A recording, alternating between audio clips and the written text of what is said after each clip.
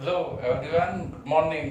Chapter 6 માં હવે next question 12 જેને આપણે ત્રણ ભાગમાં વિભાજિત કરી સમજીશું. ફર્સ્ટ ક્વેશ્ચન છે ઘુમરી પ્રવાહ, જેને આપણે કહીશું ઈડી કરંટ. ઈડી પ્રવાહ એટલે શું?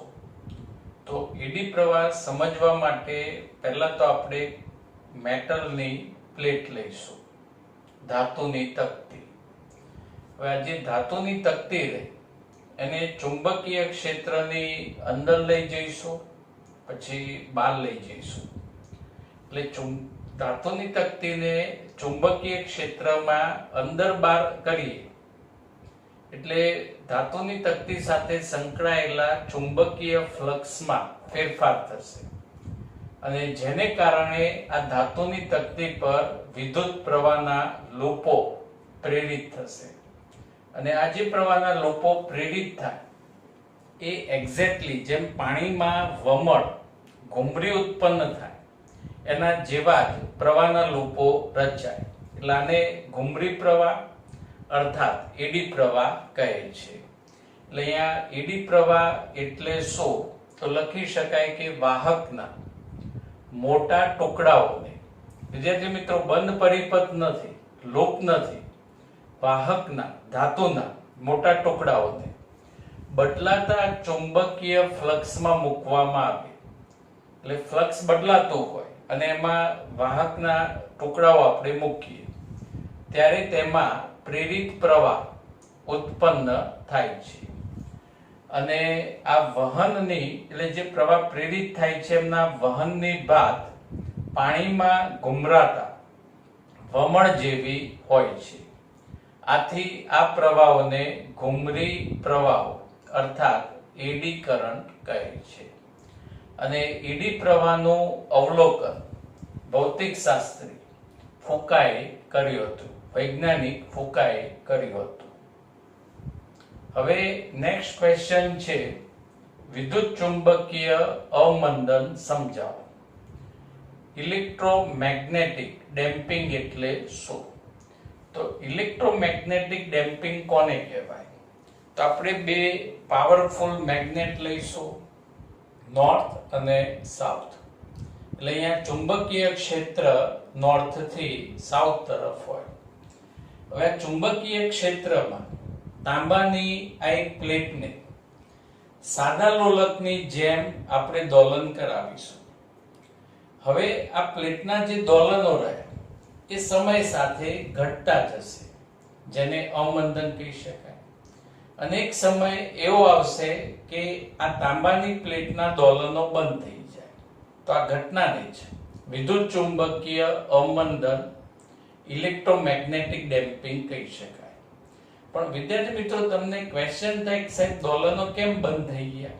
તો આ રીતે આનું કારણ સમજી શકાય કે જ્યારે આ પ્લેટ ચુંબકીય ક્ષેત્રમાં અંદર બહાર એટલે કે દોલન કરે એટલે પ્લેટ સાથે સંકળાયેલા ચુંબકીય ફ્લક્સમાં ફેરફાર થાય. અને ચુંબકીય ફ્લક્સમાં ફેરફાર થાય એટલે હમણાં જ આપણે વ્યાખ્યા ભણ્યા કે ઈડી પ્રવાહ ઉત્પન્ન થાય. અને આ જે ઈડી પ્રવાહ ઉત્પન્ન થાય એ લેન્ઝના નિયમને અનુસરે. એટલે લેન્ઝનો નિયમ એટલે પ્રેરિત પ્રવાહ પોતાના જ કારણોનો વિરોધ કરે. યાદ આવ્યો લેન્ઝનો નિયમ?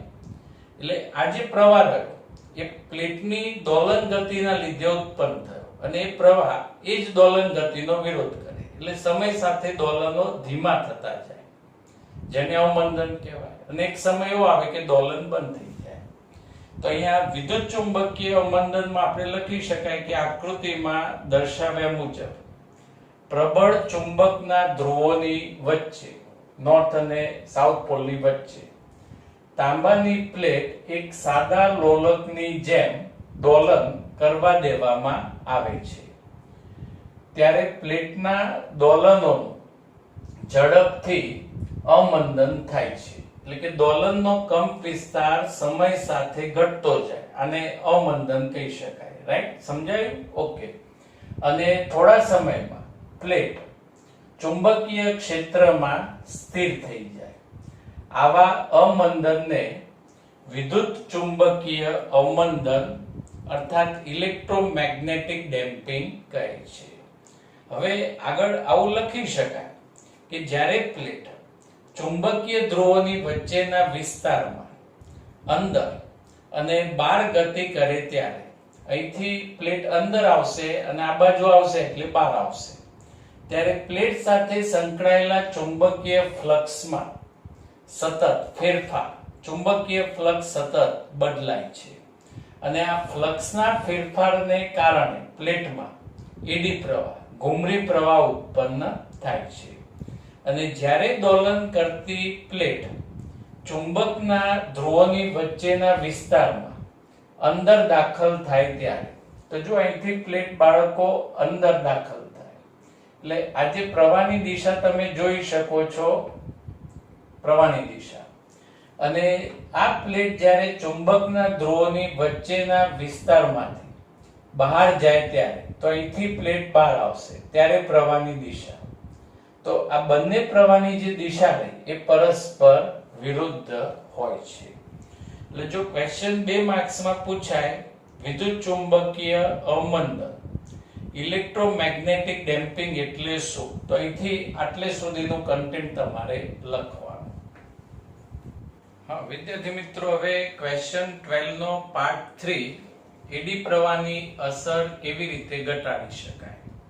પણ આપણને પહેલો જ ક્વેશ્ચન થાય કે સાહેબ એડી પ્રવાહની અસર કેમ ઘટાડવી પડે, તો આપણે હમણાં જ તાંબાનું લોલક બનાવેલું અને લોલકને દોલન કરાવવા માટે આપણે બહારથી એનર્જી, ઉર્જા આપવી પડે, એટલે યાંત્રિક ઉર્જા આપવી પડે.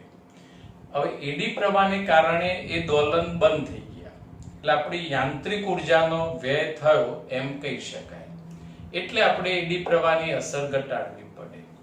તો એડી પ્રવાહની અસર ઘટાડવા માટે આપણે જે તાંબાનું પ્લેટનું લોલક બનાવેલું એમાં આ રીતે લંબચોરસ ખાંચાઓ, સ્લોટ રાખવાના, અને લંબચોરસ સ્લોટ ખાંચાઓ રાખીશું એટલે એડી પ્રવાહની અસર ખાસી એવી ઘટી જશે.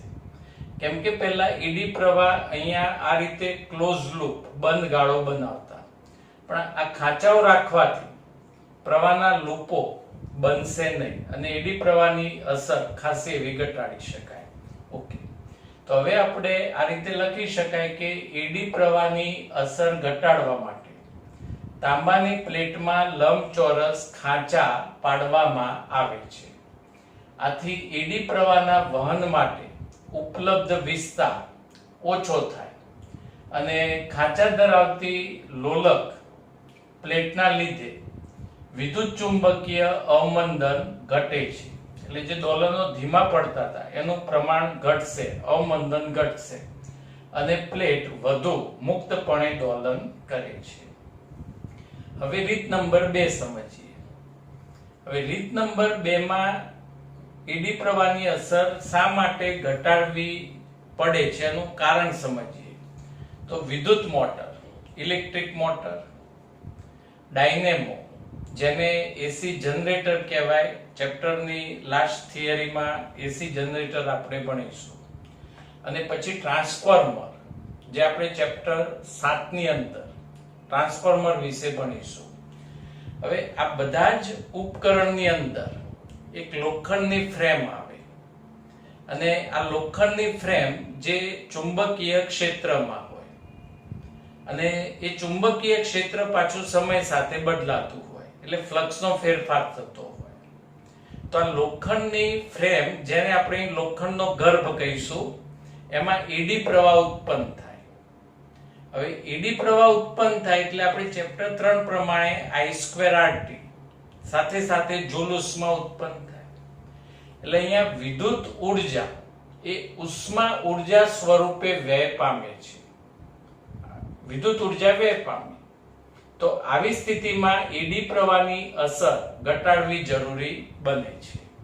તો અહીંયા આપણે આ રીતે નોંધ લખી શકાય કે વિદ્યુત મોટર, ઇલેક્ટ્રિક મોટર જે પંખામાં અને બધે ઉપયોગમાં આવે છે, પછી ડાયનેમો એટલે એસી જનરેટર, ભ્રમણ કરતી આર્મેચરના લોખંડના ગર્ભની અંદરના ભાગમાં તેમજ ટ્રાન્સફોર્મરના ગર્ભમાં એડી પ્રવાહ ઉત્પન્ન થાય છે, જેને કારણે લોખંડનો ગર્ભ ગરમ થાય જૂલ ઉષ્માને કારણે અને વિદ્યુત ઉર્જા જૂલ ઉષ્મા સ્વરૂપે વેડફાય છે. તો હવે આ લોખંડના ગર્ભમાં એડી પ્રવાહની અસર કેવી રીતે ઘટાડી શકાય? તો આ એડી પ્રવાહની અસર ઘટાડવા લોખંડના એક જ ઘન ટુકડાને બદલે આ એક જ ઘન ટુકડો જેને બદલે અનેક સ્તરોમાંથી બનાવેલા ઘન ટુકડો બનાવવામાં આવે છે. ધારો કે આ 12 સેન્ટીમીટર પહોળાઈનો એક લોખંડનો ઘન ટુકડો છે.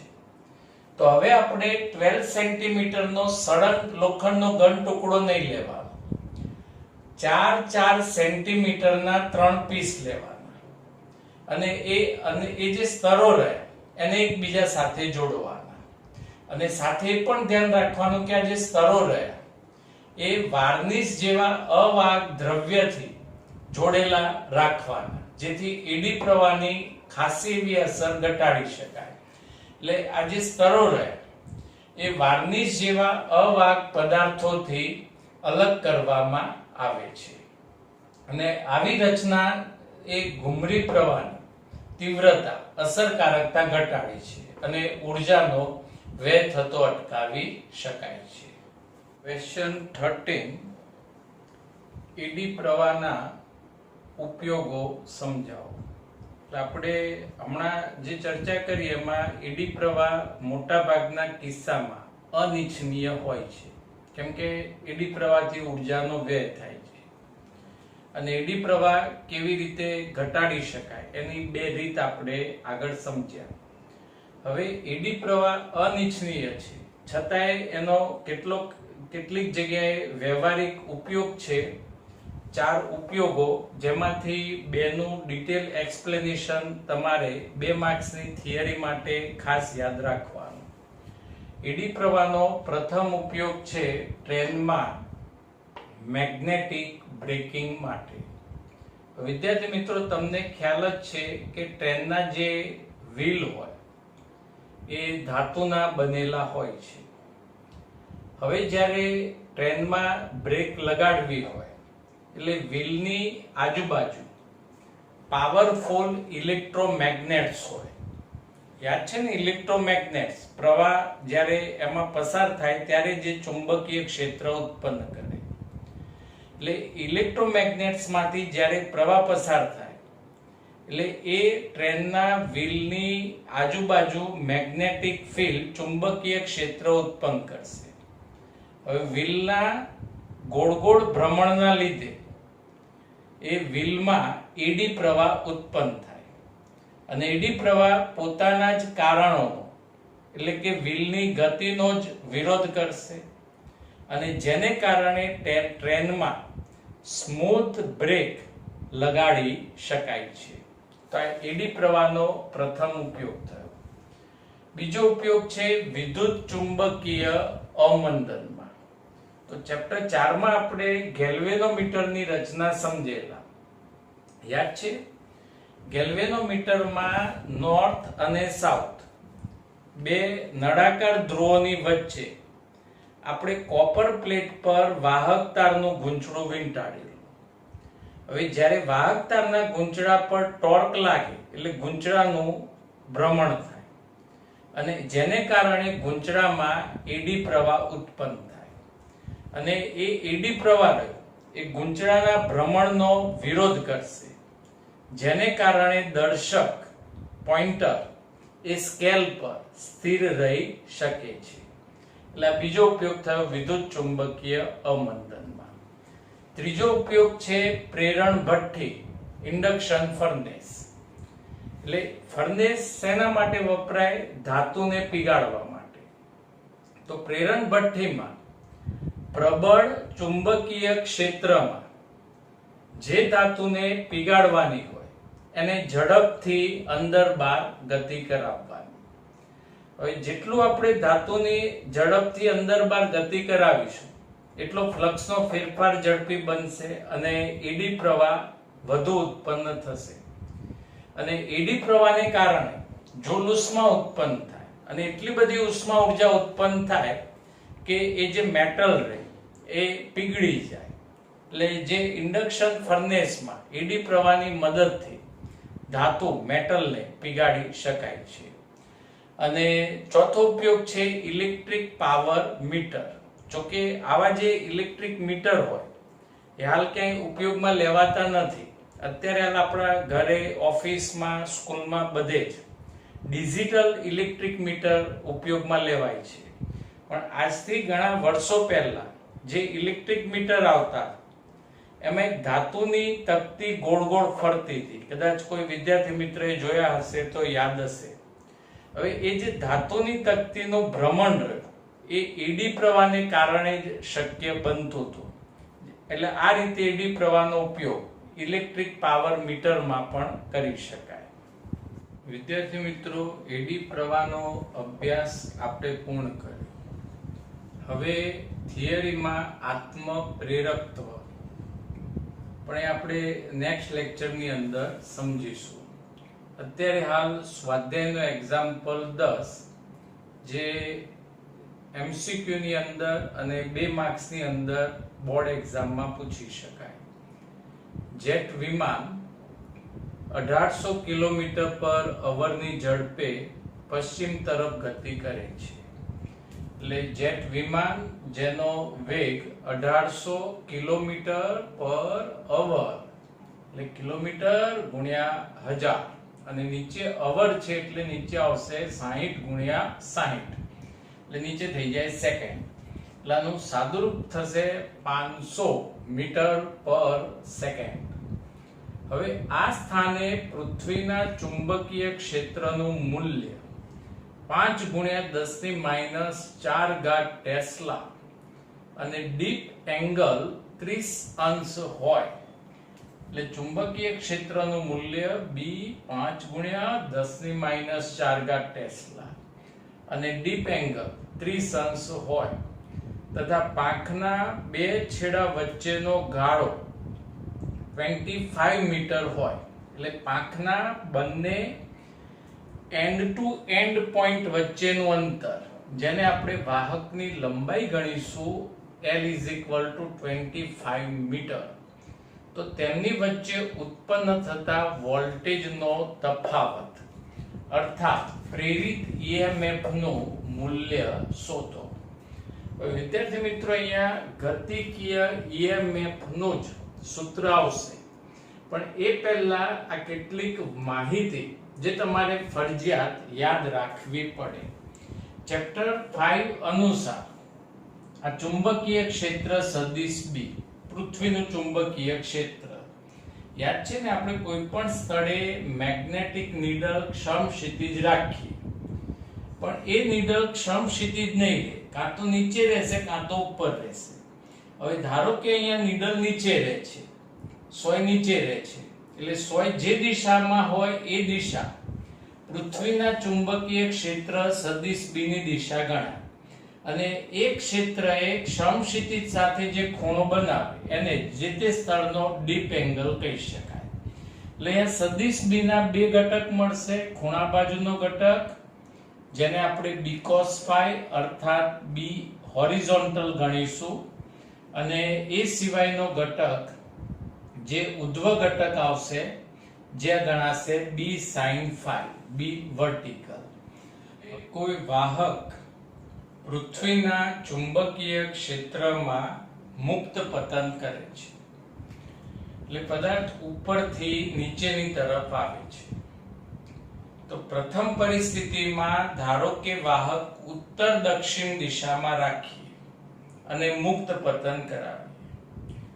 તો જ્યારે વાહક ઉત્તર દક્ષિણ દિશામાં હોય ત્યારે પૃથ્વીનું સમક્ષિતિજ ચુંબકીય ક્ષેત્ર પણ દક્ષિણથી ઉત્તર તરફની દિશામાં હોય.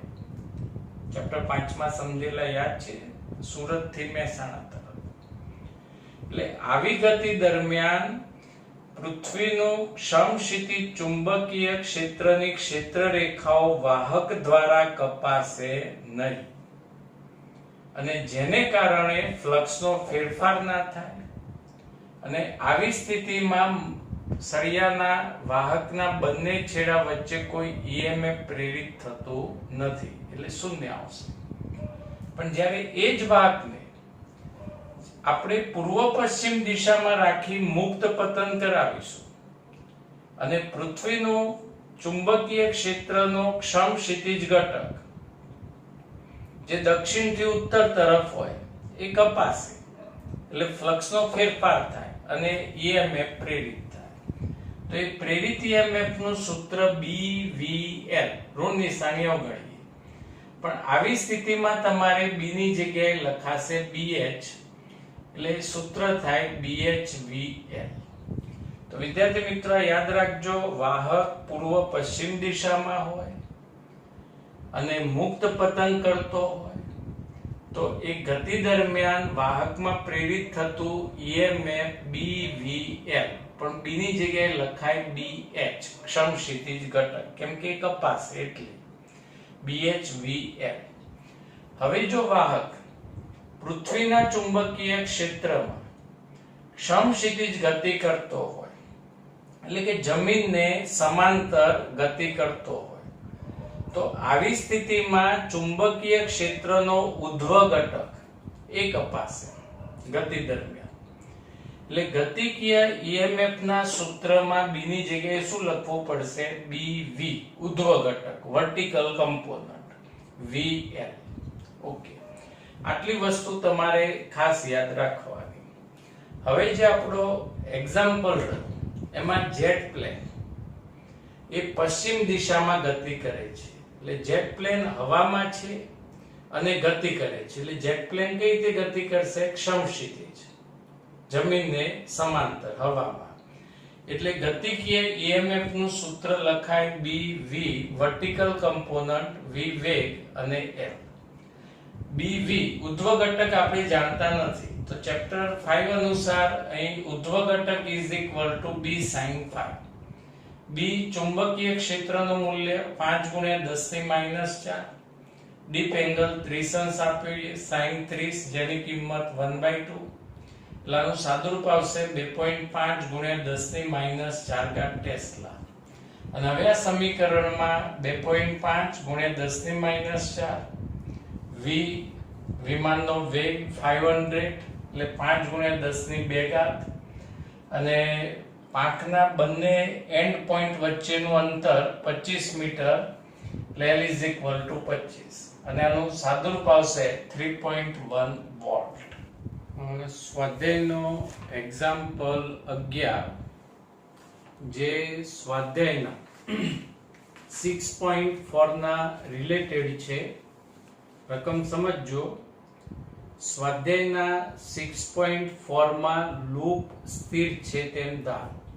એટલે સ્વાધ્યાયના એક્ઝામ્પલ 4 માં વિદ્યાર્થી મિત્રો ચોરસ લૂપ હતી જેની લંબાઈ 8 સેન્ટીમીટર અને પહોળાઈ 2 સેન્ટીમીટર.